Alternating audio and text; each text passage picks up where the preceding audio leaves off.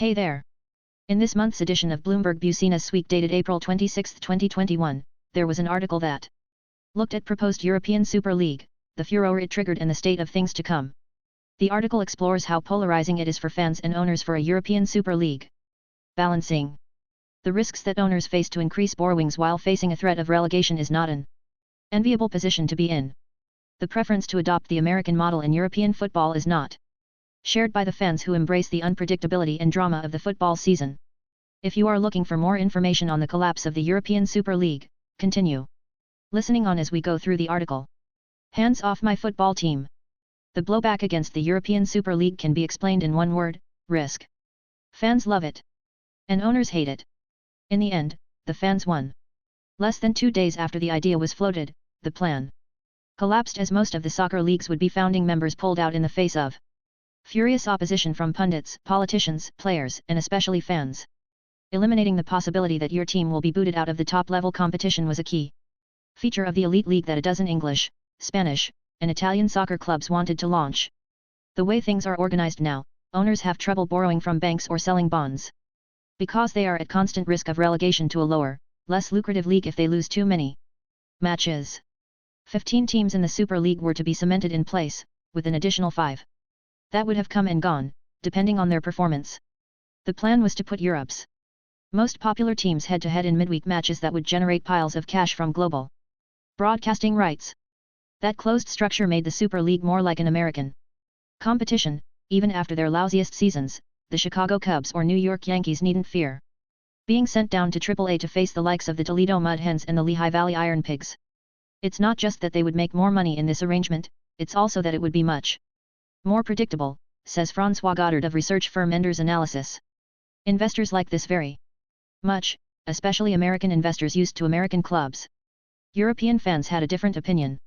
In London, hundreds of Chelsea supporters congregated outside the team's stadium on April 20, singing songs and carrying banners reading "Football belongs to us, not you," and "Buck off Super League," a reference to Chelsea's American chairman, Bruce Buck, as well as the obvious rhyme. They blocked the team bus, delaying that evening's match. They also had powerful allies in coaches, including Manchester City's Pep Guardiola and players like Manchester United forward Marcus Rashford, who tweeted a quote from legendary manager Sir Matt Busby: "Football is nothing without fans." The Super League may be in ruins, but the problems it was meant to address aren't going away. Sure, the owners are rich, but the teams are struggling, especially after COVID-19 cratered attendance.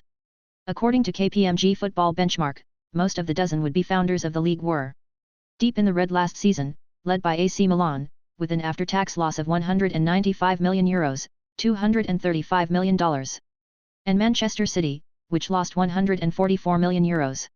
The owners say the current setup is untenable. The Champions League, made up of the best squads in the region's national competitions, pits 32 teams against one another in midweek matches. Even though most popular clubs typically qualify, there's always a chance they won't. This year, 3 Super League candidates, Arsenal, AC Milan, and Tottenham, didn't make it in. UEFA, the governing body of European soccer, has proposed reforming the Champions League, but a big part of its plan is more matches and an expansion to 36 teams. The trouble with that, the owners say, is it effectively exacerbates the core problem: too many matches between teams that few people beyond diehard supporters find interesting. One idea is American-style limits on pay, which would help to keep rich clubs from dominating the standing season after season. Soccer business website Off the Pitch published an early proposal by the Super Leaguers that would have capped spending for player salaries and transfer and agent fees at 55% of revenue and would have more evenly shared income between winners and losers. Although it's unclear whether those concepts were part of the final plan, both might survive the league's extinction if they're not steamrolled by Europe's tough antitrust laws. America's leagues, which operate more like one big corporation than a bunch of competing businesses, require waivers from antitrust authorities.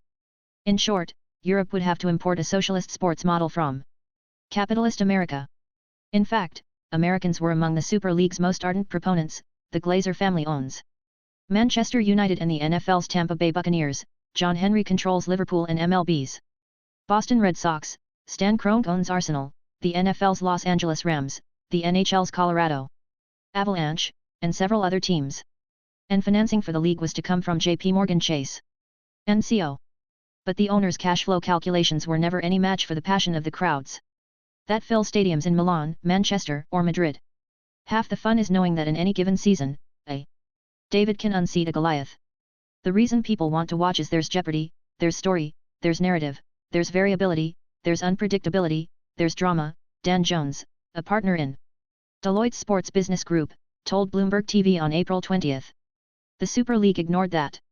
The ham-handed gambit exposes what Harvard government professor Michael Sandel calls the non-market norms that govern soccer. Yes, money is at the heart of the game, with players earning millions of dollars and wearing jerseys plastered with advertising. But fans are able to look beyond that and still feel a visceral connection to teams and players and reject the power grab on the part of the owners. FC Barcelona's motto, in Catalan, is Més que un club, more than a club. Liverpool supporters lustily sing, "You'll never walk alone." Fans love their clubs like family, but that love can curdle into fury when a family member feels betrayed. The notion of the Super League triggered a sense of betrayal, says K. Damholtz, chief executive officer of German sports business consultant SAS Media GmbH. Fans shouldn't make a club's business decisions, but they also shouldn't be ignored, Damholtz says. There needs to be a balance.